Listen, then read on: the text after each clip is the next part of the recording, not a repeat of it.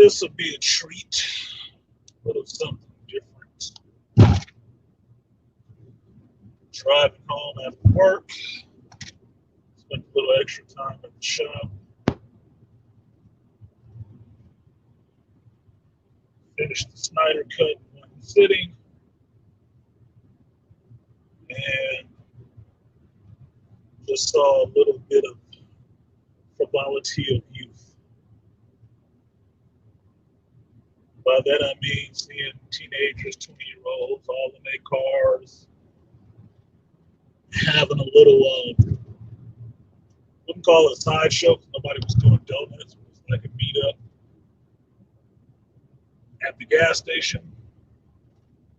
Then they went over to the shopping mall and just kind of parked. What it looks like, it'll end up being like an outdoor party.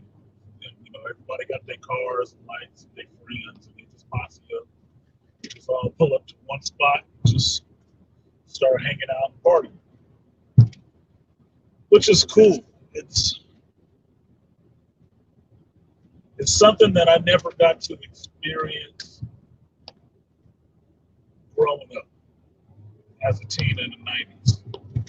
It wasn't what we really did. We tried to find little dance places to go to so we could be around some chicks and hang out with the homeboys and drink. It wasn't supposed to be drinking, simple teenage shit.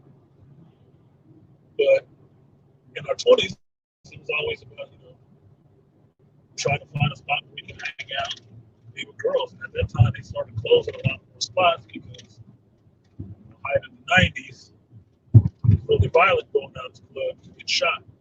There'd always be a shooting or some shit. You can blame that on the advent of Boys in the Hood or whatever you want to call it. But that's exactly what it was. People would always find a reason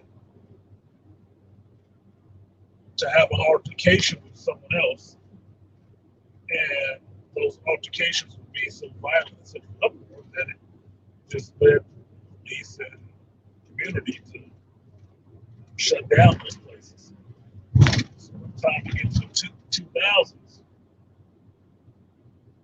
late 90s, 2000s, there's not a lot of places you can go and hang out and have a good time without it being closed down, especially for black folks. So being able to see these, I call them kids because I know I'm probably older than all of them, not collectively, but to an individual, I'm probably the oldest motherfucker at the gas station. But seeing that youth and being a little bit envious of the youth that they have right now and the time that they have right now. Because think of it this way, they didn't have to all get on their phones and pass messages in class or whatever. They social media. They all have their cell phones. They just text, a part of a chain or part of a thing, Discord group or something like that. It's just street racers. Put it that way, just street racers. They put out that we gonna party, and that's what's happening. Everybody that's in the group get it, and they show up. If you're not in the group, you don't get it. You don't know what's going on. If you see it, maybe you stop by on the park and see what's happening. And it just seemed like fun. It's girls walking around, nice people, young chicks, too young for me, but nice looking young chicks, bodies and being free and freaky and shit like that. It just reminded me of that time in youth where you could be that free. You could meet somebody at a party and just make out or something like that, and not be worried about COVID and AIDS, and gonorrhea, syphilis, hepatitis B, foot and mouth disease, gingivitis, simple shit. You just worried if the chick smoked, if her breath stank. Wasn't anything really major to me. I mean, for my time, it wasn't major to me. For somebody who was older than me when I was that young, the things that we had to deal with were major. And I think that's just how life progresses and moves forward. That You always think your time was rougher. It was always, you know, harder than the generations that are coming behind you. And I knew when I was growing up that I would be in this position to be able to say these kind of things, like, "Oh, I had it tough." Because relatively every generation has it tough.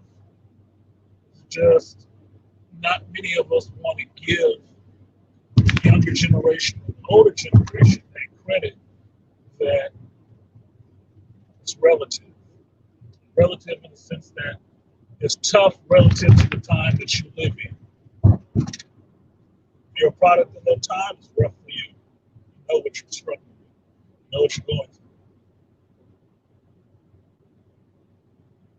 Anybody who comes along after you've grown up and it's gotten a little bit better, you don't see it the same. You see it as having it easy. But what you don't see is all the problems that you have made, and making it easier for you has made it tougher for them and changed the game. As well as they being born changed the game and make it rougher. So my age group for Gen X in the 90s was the roughest time. We had gangs, we had a lot of social upheaval and everything else. But for millennials, what do they talk about? What will millennials bitch about? No, they won't bitch about Dr. Spock and the advent of all this social changes and stuff. They would have been born into it. So they'll bitch about that. The erasure of masculinity, especially disease. So it's a bit interesting to look back at these things, kind of, excuse me, it's pretty young. It's 11:47. I've been up since 4 a.m.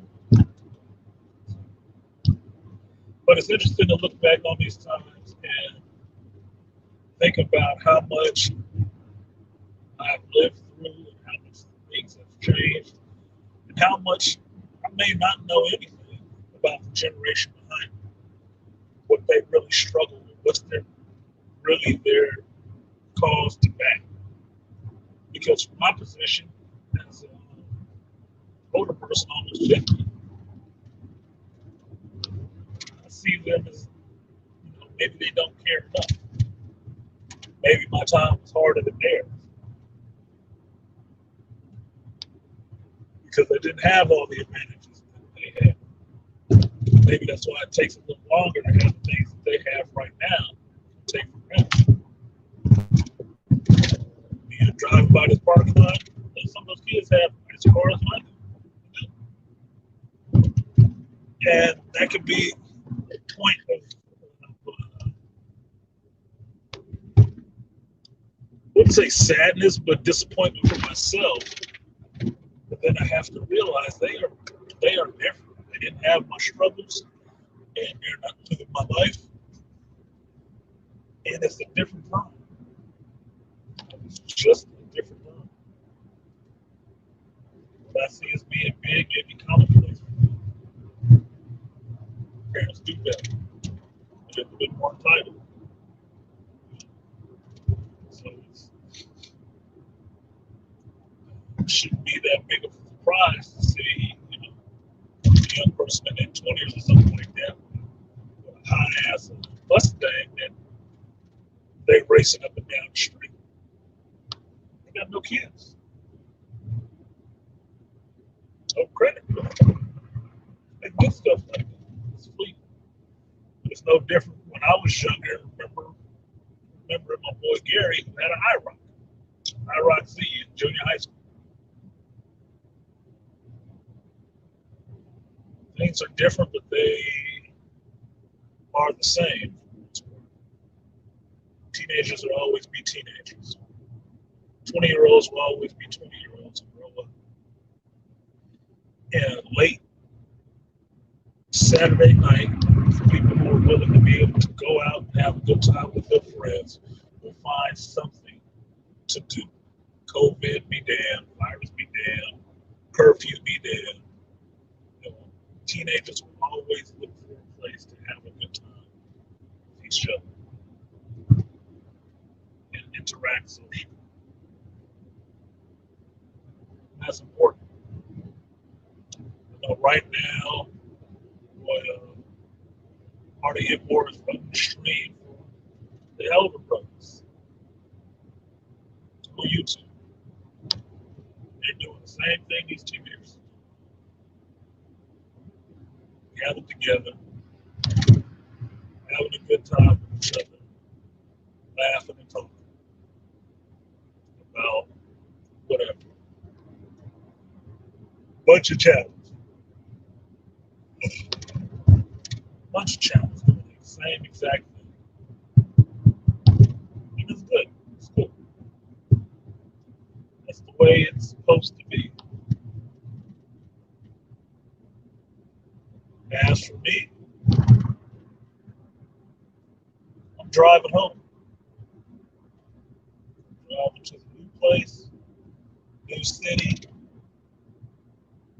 new area to get used to.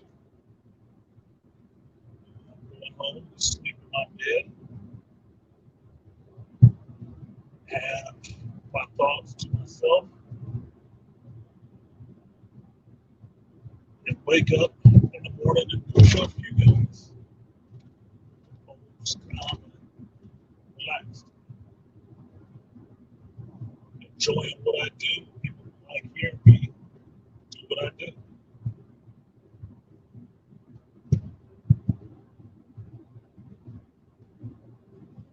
So since I had some thoughts and some time circling in my head, I figure I'd drop the stream and just share those little bit of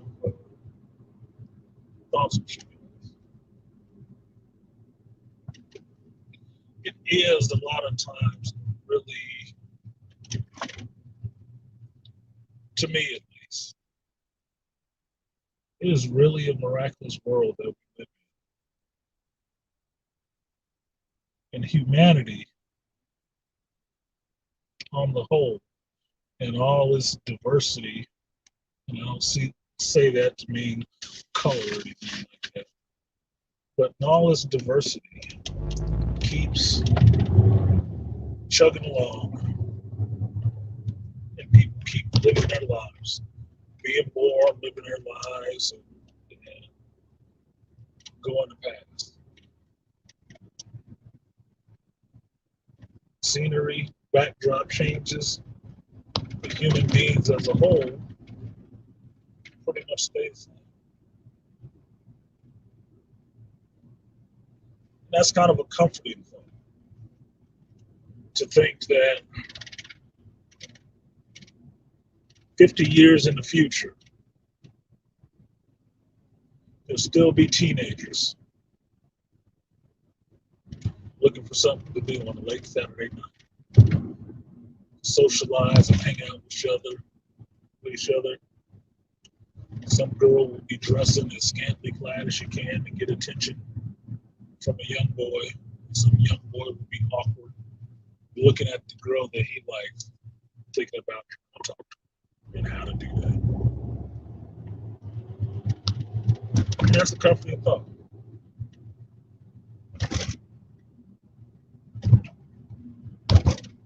I won't be around to see it, possibly. But unless the world stops spinning or blows up, it'll happen. There is a certain comfort in it, knowing that it will still happen.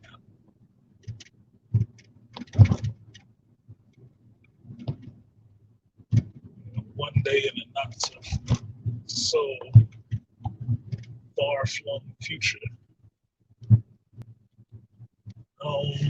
granddaughter may be that girl.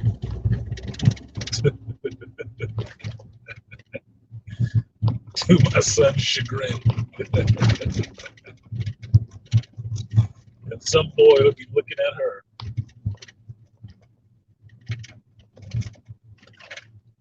thinking the same thing. How do I talk? maybe even my daughter will have a child.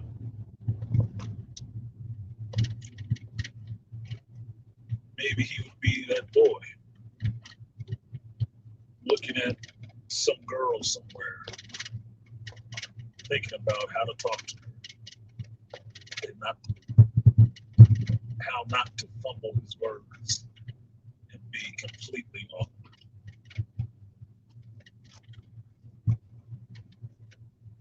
And these are interesting thoughts.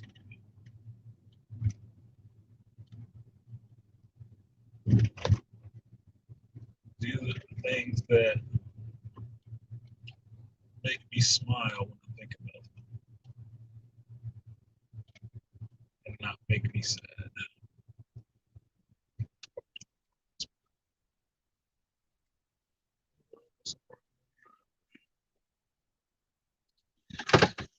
But that's it.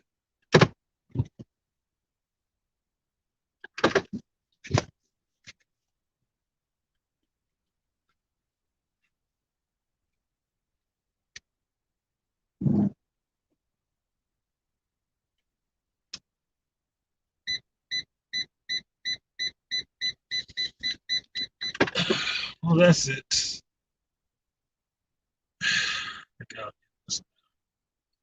See you guys in a few hours.